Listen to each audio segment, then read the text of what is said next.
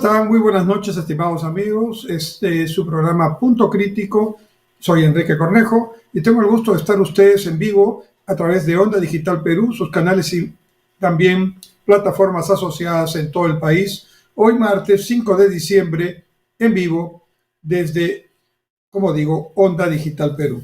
Este es un programa para discutir, reflexionar en voz alta sobre diversos temas que nos afectan positivo o negativamente en el ámbito económico, social y político, tanto a nivel nacional como a nivel internacional.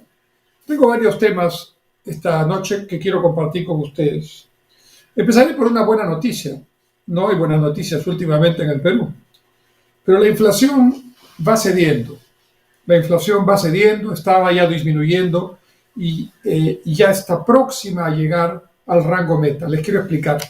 El Banco Central de Reserva, que como ustedes saben, es una entidad muy profesional, muy técnica, que ha sobrevivido a 5 o 6 gobiernos y que ha logrado una admiración mundial y peruana, por supuesto, porque hace bien su trabajo el señor Julio Velarde y sus directores y gerentes. Bueno, ellos son responsables de mantener la estabilidad de la moneda en el Perú. Esto quiere decir de que la inflación no vaya a niveles muy altos. El año pasado tuvimos el impacto de precios internacionales que impactaron mucho en la canasta básica y en los precios de todos los bienes y servicios que consumimos en el Perú. Hubo una elevación significativa de los precios de los alimentos, debido a problemas de abastecimiento en los principales mercados de origen y a la guerra entre Ucrania y Rusia. También hubo un incremento importante en el precio del petróleo y los gases, gas natural que se comercializa en el mundo. Y nosotros somos importadores de petróleo, importadores netos de petróleo y somos también importadores de alimentos. Entonces la canasta básica sobre la cual se mide la inflación fue impactada de manera muy significativa. La inflación llegó a estar casi 9% anual. Esto es muy alto porque durante más de 20 años hemos estado con inflación que como máximo llegó al 3% y que normalmente estaba alrededor del 2%. Entonces, de casi 9% hemos ido reduciendo la inflación a través básicamente de las políticas del Banco Central de Reserva.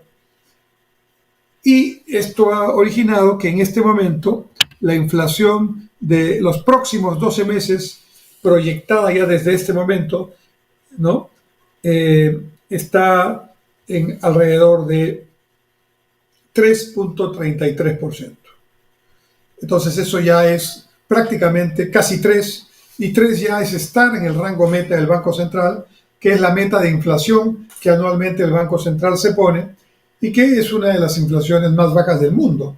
En realidad, estar por debajo del 3%, 2%, es tener una inflación muy pequeña. Y eso es muy bueno, porque la inflación, los jóvenes no conocen este tema, pero los que ya somos mayores hemos pasado por varias décadas de inflación en el Perú.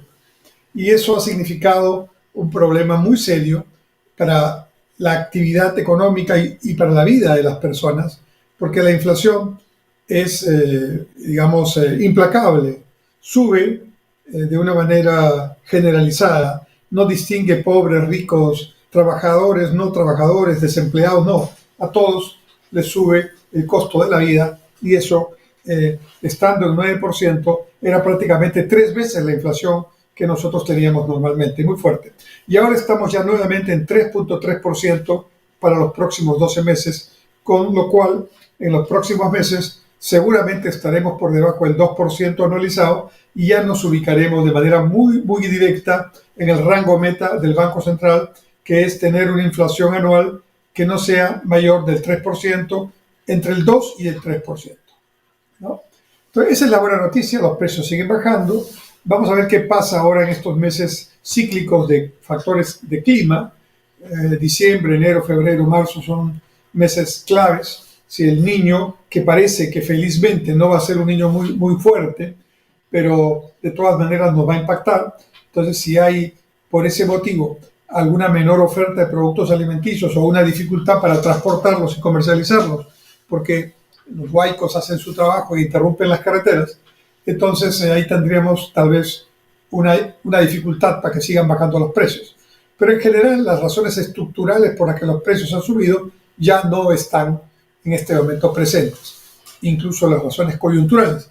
Y por lo tanto ahora estamos ya en una tendencia de inflación moderada, que es la que necesitamos para crecer sin problemas, para que nuestros empleos y nuestros ingresos no se vean nominalmente en los niveles en que están, pero en términos de capacidad adquisitiva, se llama en términos reales, muy por debajo de lo que era hace apenas 12 o 13 meses. Ese es el primer punto que quería compartir con ustedes. El segundo punto tiene que ver con un tema muy importante que es la recesión. La inversión privada, según muchos analistas, está proyectada para este año 2023 que estamos terminando en menos 7%.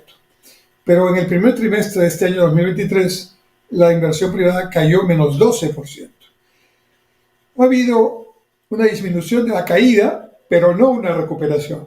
Entonces, mientras la inversión privada esté en negativo, el crecimiento económico no va a repuntar, no vamos a salir de la recesión.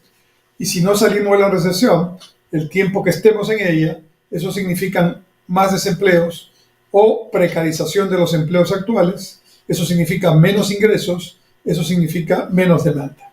Y por lo tanto, ya eso se expresa en algunos sectores. Por ejemplo, me decían mis amigos de Gamarra que en Gamarra más o menos están en un 40% menos ventas que el año pasado. Me decían amigos de otros sectores de la actividad productiva y comercial que están entre el 20 y el 30% menos de ventas que el año pasado. Entonces, esto evidentemente tiene un impacto a todos, porque si todos están vendiendo menos es porque todos estamos demandando menos. Y estamos demandando menos porque nuestros ingresos son, en términos reales, menos de lo que nosotros podíamos tener con esos mismos ingresos hace 12 meses para comprar bienes y servicios. Entonces, ese es un tema que es buena noticia que esté bajando la inflación, pero lo que no es buena noticia es que la recesión todavía está allí.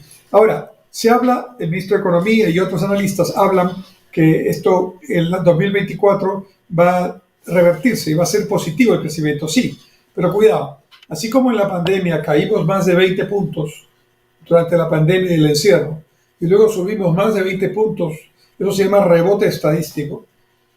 Es como si tiráramos una pelota de plástico muy fuerte al suelo, y cuanto más fuerte la tiremos, más alto va a rebotar. Entonces, dicho de otra manera, siguiendo la analogía, si en economía la producción se cae por alguna razón, la pandemia, por ejemplo, significativamente, ¿no? De un mes a otro cayó 20%, es muy fuerte, muy fuerte. Entonces, ese rebote estadístico va a ser fuerte también. Y por eso el año 21 crecimos también muy alto, 20 y tantos %. Pero ese crecimiento en realidad no es un crecimiento adicional, es el crecimiento de lo que habíamos dejado de crecer, ¿no? Entonces, viéndolo así y volviendo al punto, este año ojalá que terminemos en positivo. No creo que digamos, tengamos un crecimiento mayor al 1, si es que lo tenemos, pero incluso podría ser que la tasa de crecimiento al cierre de este año sea negativa, ¿no? Y eso sin duda es un problema. La única manera de revertir eso es que haya más inversión privada. Y la inversión privada es una inversión que solo aparece cuando hay tranquilidad, confianza y predictibilidad en lo que se dice, en lo que se hace, en lo que se invierte, en lo que no se invierte, etcétera, etcétera. Bueno, vamos a hacer un primer descanso aquí y volvemos en un momento para el segundo bloque de Punto Crítico.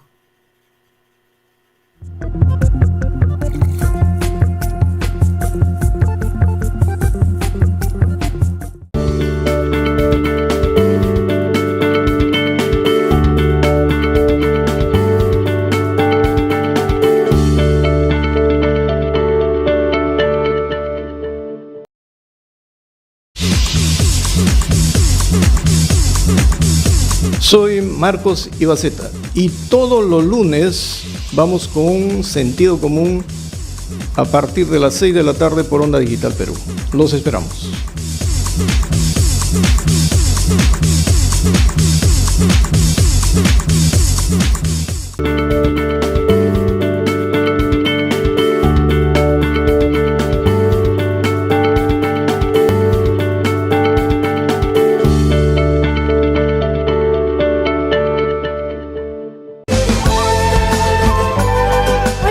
Soy Maritza Gómez Alarcón y quiero recordarte que Arcoíris del Perú es un programa donde promocionamos y difundimos las riquezas humanas, culturales.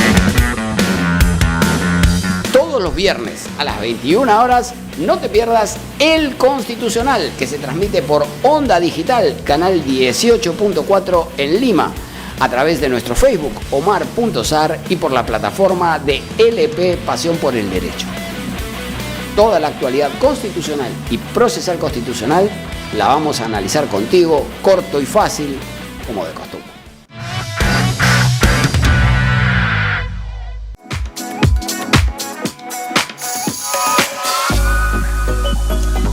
Hola, te espero este jueves a las 8 de la noche en Conversando Íntimamente. Abordaremos el tema Relación de pareja a distancia. ¿Funciona? Cualquier inquietud, pregunta que tengas, házmela llegar al WhatsApp 9999-03150. Y recuerda, este jueves a las 8 de la noche tienes una cita íntima conmigo. Nos vemos.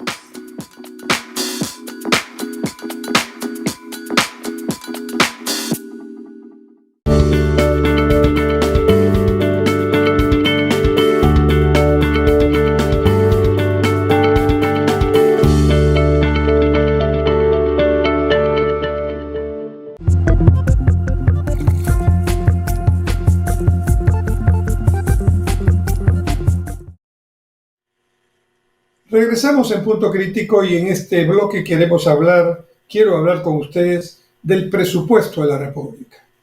Vamos a explicarlo lo más sencillo que pueda para que todos lo podamos entender.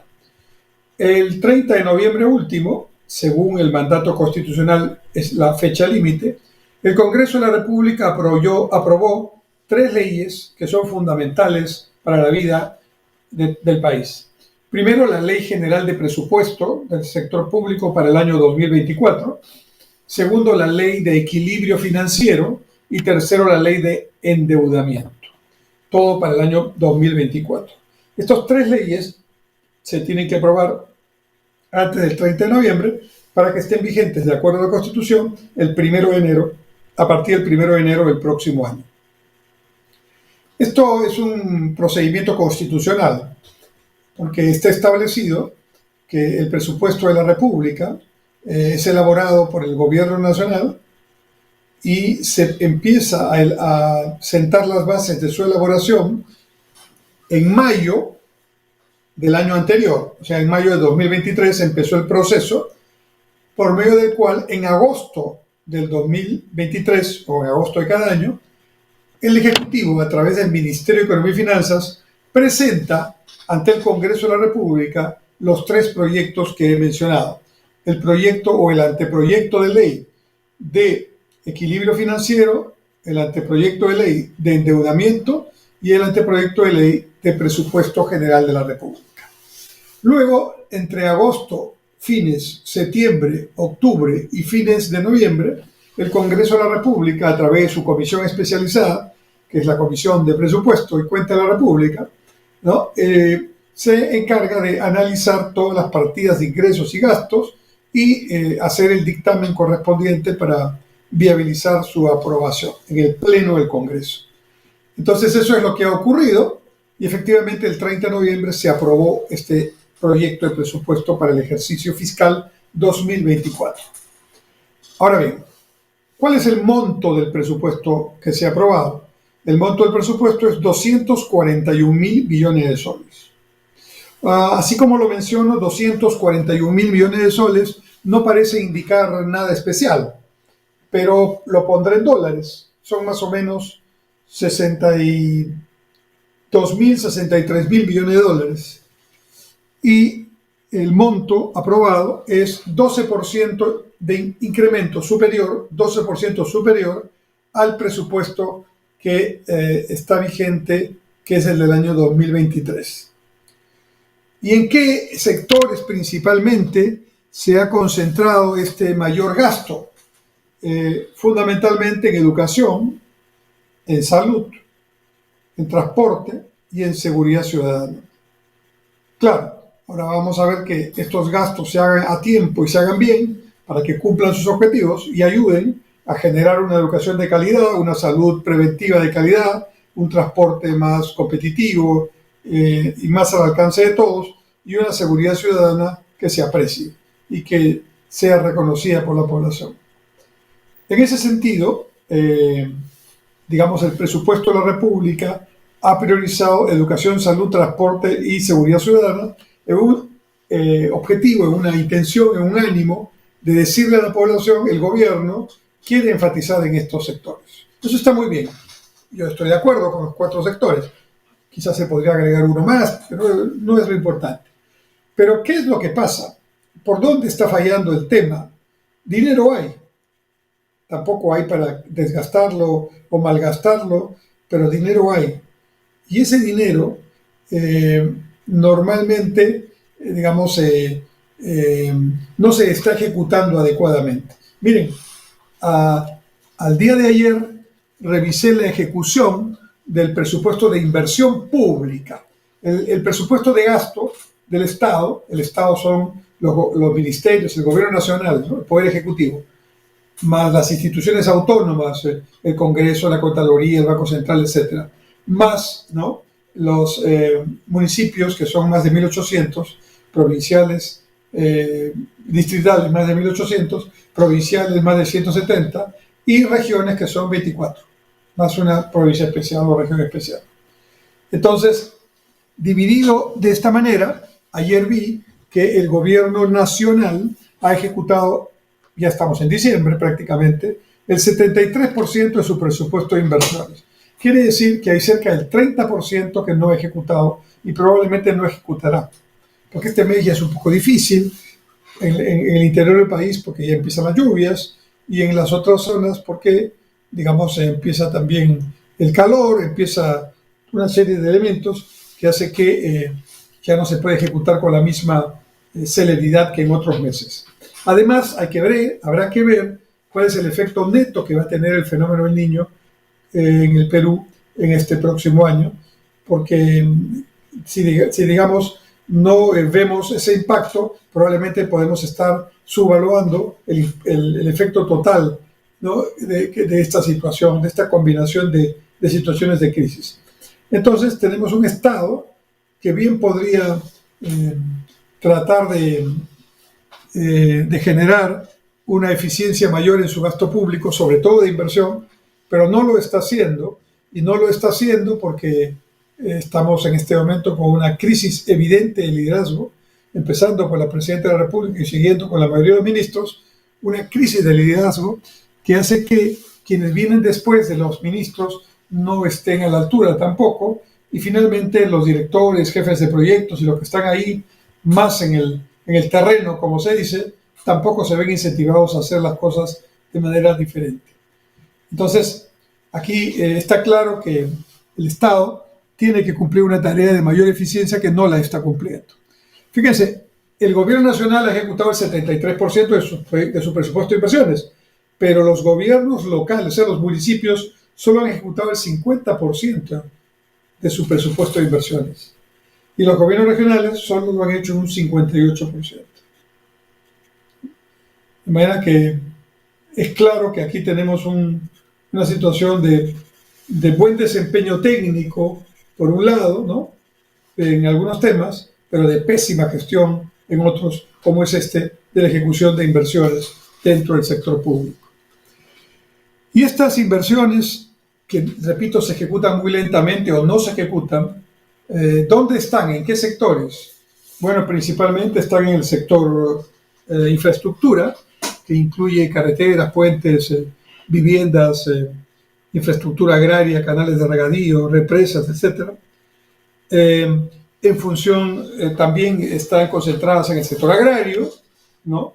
En el sector producción, donde se trabaja básicamente la manufactura y la pesquería, ¿no? En el sector salud, básicamente concentrado, este 51% que tiene salud, concentrado probablemente en el avance de algunos temas que todavía, digamos, no se han terminado de apreciar, ¿no? Pero que sin duda estos próximos días, hasta fines de año, serán claves para mirar cómo están yendo. Entonces, tenemos infraestructura con dinero, pero la gran pregunta es, ¿podrán todas las unidades ejecutoras de presupuesto hacer el gasto de inversión más eficientemente para devengar y calendarizar estos pagos como corresponde al avance de obra que van haciendo, ¿no? Entonces ahí tenemos que trabajar muy finamente para recuperar capacidades y generar capacidades también para los futuros procesos que se vienen, productivos, económicos, sociales. Entonces, el presupuesto de la República es el instrumento más importante de gestión pública. Es el instrumento que maneja los ingresos del sector público y los gastos del sector público. Los ingresos del sector público están conformados fundamentalmente por los impuestos y por el endeudamiento. Y los gastos del sector público están vinculados fundamentalmente a gastos corrientes, remuneraciones, pensiones, compra de bienes y servicios para el Estado, también una parte para gastos de inversión pública y otra parte para cuidar lo que se llama una reserva de contingencia, que es una suerte de precaución para usar en momentos críticos que no están bien definidos, como por ejemplo una catástrofe natural, un terremoto, un niño severo u otras razones por las cuales hay que hacer esto, ¿no? Entonces, el presupuesto de la República tiene esos ingresos y tiene esos gastos. Y normalmente, dice la Constitución, este presupuesto tiene que estar equilibrado. Es decir, lo que se gasta tiene que ser equivalente a lo que ingresa. Y si mantenemos esa responsable manera de gestionar públicamente, como lo estamos haciendo, a pesar de todo, hasta el momento, entonces esa continuidad en políticas fiscales, esa continuidad en políticas monetarias y otras políticas, lo que nos va a dar es la certidumbre y la confianza que va a permitir que se recupere la inversión privada. Esa es la forma en que tiene que trabajar el sector público. Y hay aquí, pues, mediocridad y poco conocimiento de mucha gente que lo que piensa es que el Estado debe convertirse en empresa privada y la empresa privada debe convertirse al Estado, ¿no? Entonces es como, digamos, el matar a la gallina de los huevos de oro, ¿no? En lugar de dejar que siga produciendo, ¿no? Entonces, el presupuesto del sector público es fundamental porque es, como dice el mismo concepto, un presupuesto, un cálculo anticipado de lo que vamos a gastar y lo que va a ingresar. Y en la medida en que nos acerquemos mucho a ese cálculo de la realidad, estaremos con un presupuesto público muy sólido.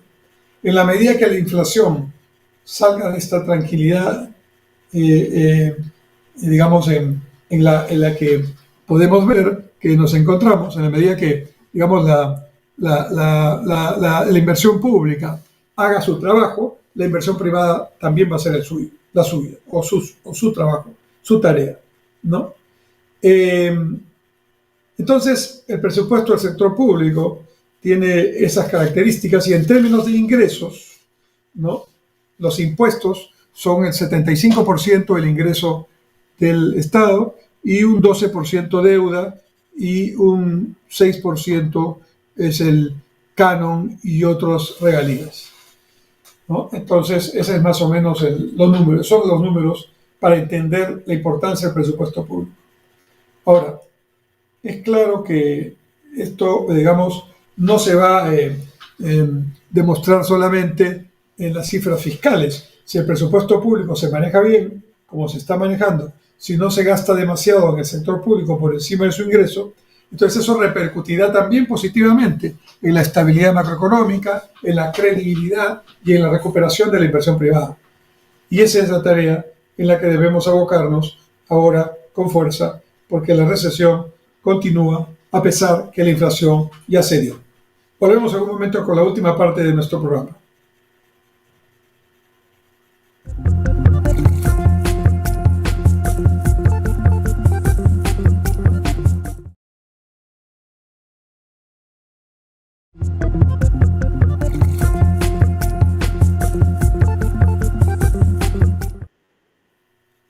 Volvemos a la última parte de nuestro programa y aquí lo que queremos es explicar un poco este tema de cómo se generan los ingresos del Estado.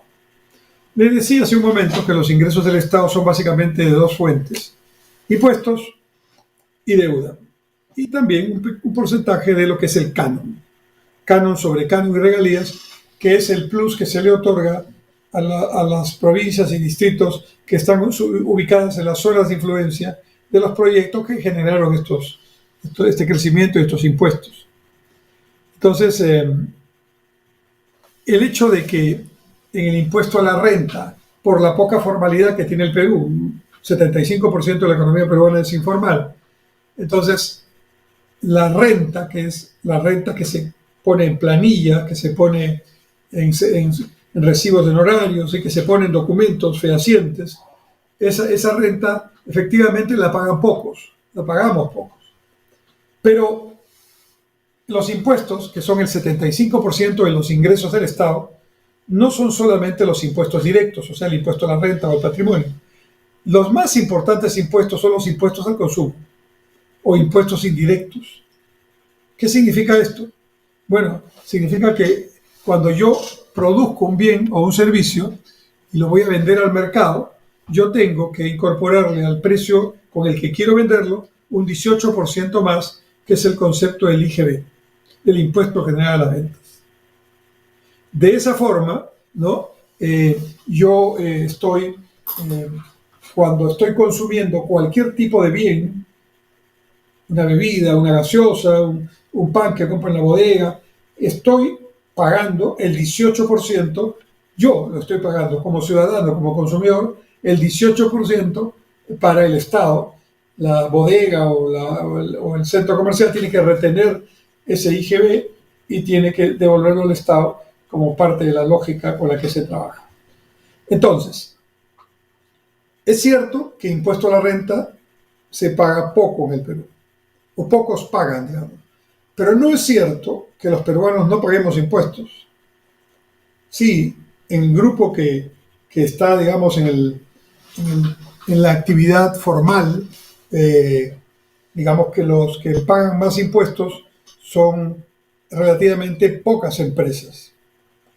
Pero la gran mayoría de emprendedores, de emprendimientos, ¿no?, están en el día y por lo tanto que, digamos, de alguna forma suban los precios, suba o se haga más difícil conseguir determinados bienes o servicios, eso afecta tremendamente su consumo, porque, como digo, estamos aquí privilegiando que se va a cuidar, se va a preservar la estabilidad macroeconómica, pero tiene que haber más inversión. Si no hay más inversión, no hay nada.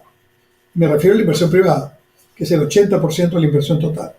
Y entonces, una de las tareas que tenemos que hacer de aquí hasta los próximos años es encontrar la manera de convencer a quienes hoy están repitiendo, digamos, eslogans, monsergas, discursos contra el gobierno en lo político, o contra la economía, o contra la empresa privada en lo económico. Repetir que, digamos, lo que hemos hecho al avanzar en estos aspectos mucho, y luego con la pandemia retroceder un poco, es demostrar que los peruanos todos pagamos impuestos. Cuando consumimos, todos pagamos IGB. Y eso es un tremendo problema, porque la idea es que si yo pago 10 soles por un producto, esos 10 soles van para quien lo vende o para quien lo produce. Pero un poco saben que dentro de esos 10 soles, el 18%, o sea, 18%, ¿no? 1.2%, ¿no? Está, digamos, enfocado, ¿no?, en lo que es el IGB, ¿no? El 18% de la venta en la factura o en la boleta que consumimos, ¿no?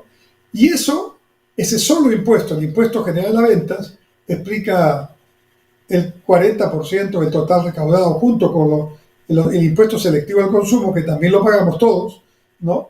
estamos hablando de los impuestos que más recaudan en el Perú. Ahora, eso es desde el punto de vista de recaudación, desde el punto de vista económico, pero desde el punto de vista, digamos, práctico, lo que estamos haciendo es financiar al gobierno y el gobierno con esos recursos gasta en su burocracia, en las inversiones, en el pago de deuda y en las transferencias que tiene que hacer, por ejemplo, a los pensionistas para que mantengan niveles dignos de vida, ¿no?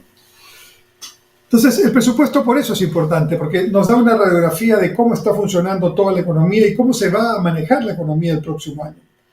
Y en resumen, lo que puedo decirles es que el presupuesto público para el 2024 es un presupuesto que en términos de recursos estos han sido incluso incrementados, que en términos de estructura tiene un componente muy fuerte hacia la educación, la salud, la seguridad ciudadana y la infraestructura. Sin embargo, que ese presupuesto se ejecute ya es otro tema. Y por lo tanto, tenemos que vigilar que estos presupuestos de inversión se inviertan y se inviertan rápidamente para que cuando tengamos que intervenir ya para auditar esa parte del proceso, pues lo hagamos ya de alguna manera mucho más sencilla. El presupuesto de la República, 241.000 millones de soles, ¿no? 56% para los gobiernos locales y regionales y un 44% para el gobierno nacional. Pero esto es una cifra un poquito relativa porque en realidad alguna parte que está en Lima se va a provincia de todas maneras. Entonces, en realidad hay un proceso de descentralización financiera. El problema que está fallando es que la gestión de esos recursos no se está haciendo bien. Los alcaldes no están bien preparados y no, hacen las tareas de seguimiento y conducción que deberían hacerse de todas maneras. Entonces ese es un tema que hay que resolver. Pero yo quería darles estas cifras de presupuesto y quisiera terminar en este bloque hablando de Argentina. Hay que seguirla de cerca. El 10 de diciembre, es decir, dentro de 5 días, asume como presidente de la República Argentina el señor Javier Milei, actual presidente electo. Hay muchos rumores, ¿no? Ya les expliqué en otro video lo importante que es el frente político. El señor Milei ha ganado la elección en la segunda vuelta, en el repechaje, como le llamamos acá, pero ya ha ganado ampliamente, por 11 puntos en su segundo contendor. Pero ha llenado las plazas y la campaña de unas propuestas exuberantes, de gran impacto, que causan polémica, y si se trata de ganar un poco de espacio para la incertidumbre, efectivamente eso está bien, va a funcionar, ¿no? Pero en realidad lo que pasa es que cuando uno es grandilocuente en el discurso de la campaña, cuando llegues al gobierno, lo primero que te van a pedir es cumple con lo que has dicho. Y cuando no se cumple, porque los ofrecimientos que se hicieron no estaban contrastados con la realidad, no tenían un análisis mínimo de costo-beneficio, etc. Entonces, al final, no se hacen esos proyectos, la población se queda muy descontenta y al mismo tiempo tampoco se logra que esto pueda significar de alguna manera una recuperación de la democracia y de la credibilidad de sus gobernantes. Estas son las pruebas de fuego que tiene el señor Javier Milei a partir del 10 de diciembre.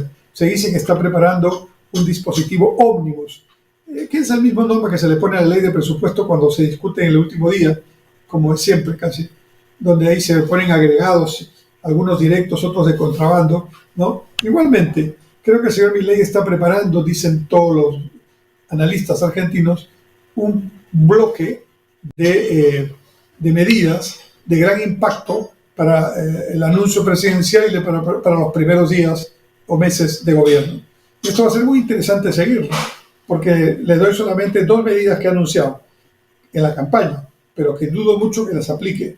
Pero si las aplica, habrá que seguir día a día el efecto que esto va a tener, que puede ser positivo o no tanto, pero que tendremos que seguirlo, ¿no? Ha dicho que va a cerrar, la palabra es que va a cerrar el Banco Central de Argentina. Y lo otro que ha dicho es que, digamos, va a dolarizar la economía argentina, no dejando que los dólares circulen libremente, sino que va a dolarizar en el sentido que va a desaparecer el peso argentino y va a convertir al dólar norteamericano en la moneda oficial de Argentina. Ya ese es un paso tremendamente impactante, disruptivo, y yo no sé si lo podrá hacer. Estaba estudiando, me parece que en la Constitución argentina no está normado este tema, pero sí en la ley orgánica del Banco Central de Reserva. Entonces, lo que tenemos que ver es, de alguna manera, cómo se van a desempeñar los gobiernos, el gobierno argentino, sus opositores, el Congreso argentino, en las próximas 2 o 3 semanas antes de fin de año. Ahí tendremos una temperatura de lo que será el gobierno del señor Milei, que hasta el momento yo creo es una situación, digamos, de gran incertidumbre, de tremenda incertidumbre, pero que los mercados han reaccionado positivamente, incrementando el valor de cuanto empresa está, digamos, cotizando en la bolsa, y eso es un buen síntoma por el lado externo. Por el lado interno, el gran problema que tiene el señor presidente Lula es su, digamos, su conexión con la realidad y con los temas más saltantes para ir haciendo un trabajo fino, ¿no? Y eso en las próximas semanas también lo veremos. Lo que pasa en Argentina va a ser muy importante porque es un gobierno de extrema derecha, hablando políticamente. El señor Milei es un radical de derecha, ¿no?